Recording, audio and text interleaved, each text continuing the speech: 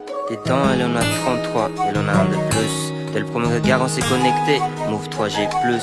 J'ai raté le plus car je préfère les pouces-pouces. Tu m'as pas se passer na mec et ça déjà East Blue.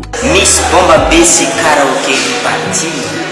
Efa misoko ny fisoratana agnarana eto training 4e étage CRJS ka mitongava ny zazavavy tapony be anao sady volony be anao jusqu'à mois de décembre ny fisoratana agnarana ny condition fanao manjanjary dia tsotra 18 à 35 ans raha vao moatra an'izay no dia tsy mety raha vao latsaka an'izay dia tsy mety koa ho an'le misy bomba be tsisy condition afaka ohatran'izay afa tsy hoe le mabomba anao ngavany ho an'le karaoké ndraika dia 14 à 35 ans ny taona fanao manjanjary igny ndraiky tsy mifidy na bomba anao na tsy bomba anao fa tsara feo anao manoratagnazy marina fa ny loka dia